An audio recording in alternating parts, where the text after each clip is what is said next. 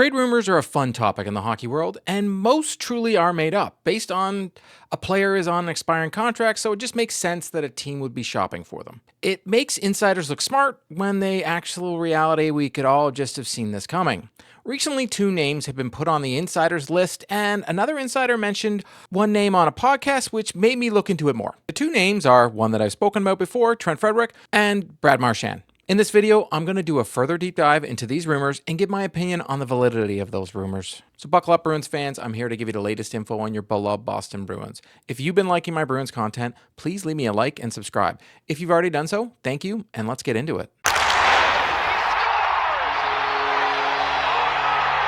The Boston Bruins are struggling, to say the least, this season, and recently relieved Jim Montgomery of his duties as head coach of the Boston Bruins. Joe Sacco has become the interim head coach, and they won their first game with him being behind the bench, although it was against the struggling Utah Hockey Club. When a team struggles and has a record of 9-9-3, it's expected to do better. Trade rumors surrounding the team become more prevalent. The Boston Bruins are normally part of the trade rumors, but it's usually them trying to acquire the big-ticket player that is on the expiring contract. This season is different because the two big names the Bruins have on expiring deals are Trent Frederic and Brad Marchand. I'm going to start off with Marchand because I truly think this one is easier to brush off, and dare I say that Chris Johnson from The Athletic put this name on the big trade board for clicks. Why wouldn't he? Because now he has me talking about it. When I saw the videos and articles about it, I honestly brushed it off and moved on. Johnston said, "This is not a player we expected to find on the big board, even if he's currently playing out the final year of his contract. But as a league source noted this week, I don't think anyone in Boston thought that this is where they'd be at.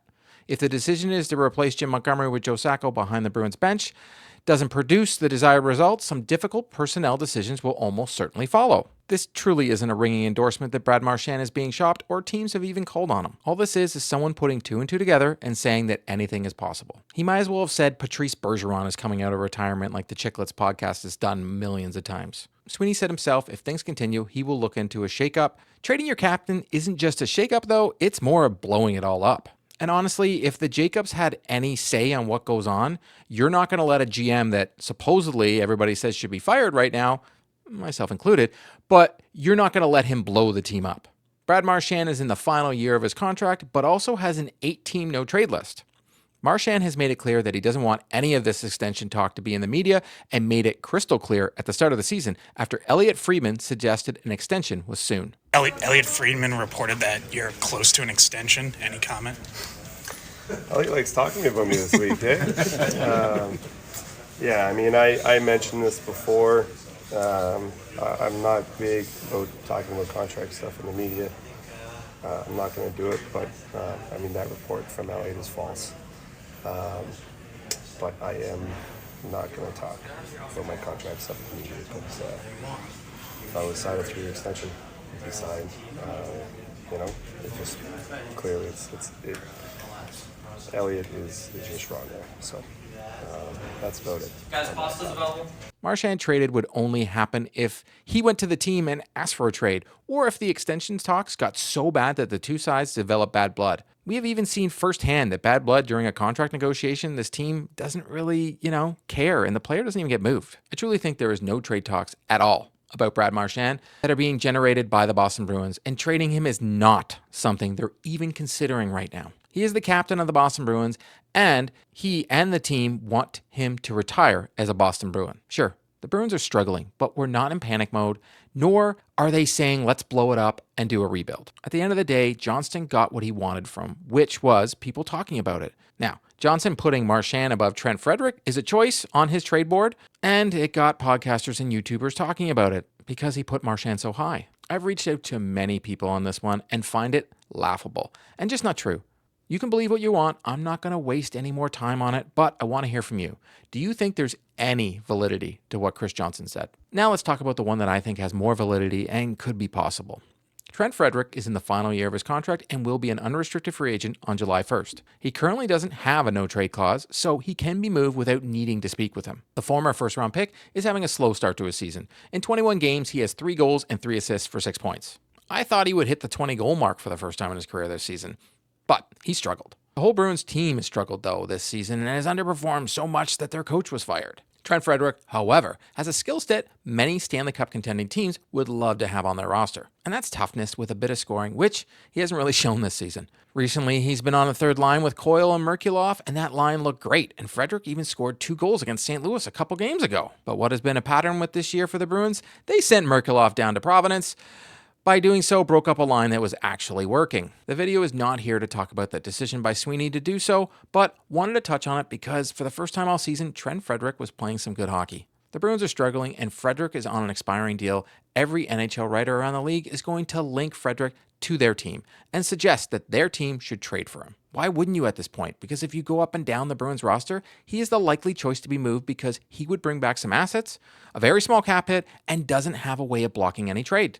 Right now, Trent Frederic has very little leverage because he's also struggling this year, so it wouldn't be a smart thing for him to do extension talks with the Bruins because they could easily lowball him. I know I would. In Elliot Friedman's recent 32 Thoughts column, he said, "I'm not surprised, but we're already hearing that forwards with an edge will be coveted by contenders. So when the Bruins are being scouted, that's Trent Frederic. Obviously, he has as yet undetermined contract status, looms large. The Bruins would be foolish not to listen to offers on him, and he's struggling this year, and maybe some team is willing to overpay to get him. I still feel the Bruins reached when they selected him 29th overall in the 2016 NHL entry draft. Many point out the Bruins could have selected Alex DeBrincat, but no one will ever know if he was even on the Bruins list at that time. And DeBrincat went in the second round, which means almost every team around the league passed on him, and some did it twice. It's easy to go back in the draft years later and say they should have taken this player instead because we've seen the results. The draft is gambling at its finest in the NHL, but Trent Frederic wasn't expecting to go in the first round, so that's why I'm saying it was a reach by the Bruins, which they have a habit of doing anyways. I personally wanted the Bruins to take Carter Hart at the time, but thank God they dodged that bullet. Insiders saying the teams are interested in Trent Frederic is more of a no-shit moment over shock at this point. In fact, I suspect that unless he signs a contract extension, we will hear about Trent Frederic as a target for teams until the trade deadline. Is there any trade imminent right now? Highly unlikely. And to whom is anyone's guess. If you Google Trent Frederic's name right now, you get article after article suggesting he's on the block and that teams are looking at him. Speculating right now on where he lands would be as accurate as throwing a dart at a dartboard with a blindfold on. Also speculating whether he gets traded or not is the exact same. Of course, any team that is looking to contend this year will call the Bruins on him, but most likely only offering picks and prospects. I don't think the Bruins are at that stage yet in the season, and given the Bruins' history, I think they'd want a roster player back in return for him with term. I don't think trading him right now when his value is at an all-time low is a smart move either, and wouldn't be a shakeup to the team everyone is suggesting the team needs if they can't get back on track. I mentioned in a previous video that more than likely be a Brandon Carlo being moved out type trade because he can be traded, has term, add a decent cap hit, and can only block at 10 teams. He is very well respected in the Bruins locker room and would send shockwaves throughout the room. I'm not suggesting it's going to happen, but given an example of something that would actually shake up the team. If you want to have fun with the whole Trent Frederic trade rumors, you can go over to puckpedia.com and do mock trades until you get bored and see what you come up with, because it's a lot more accurate than trying to do trades in an NHL video game.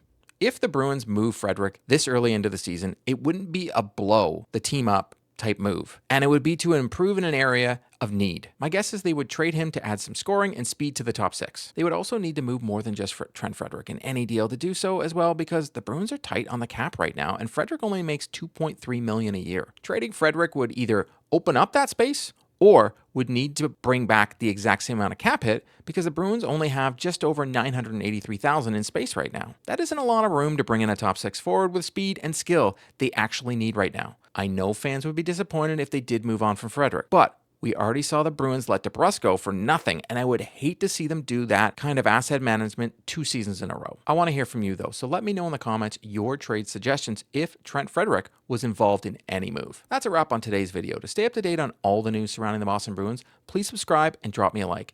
If news breaks surrounding the Boston Bruins, be sure to check out the channel. If you've already subscribed to the channel, thank you, and I'll see you next time.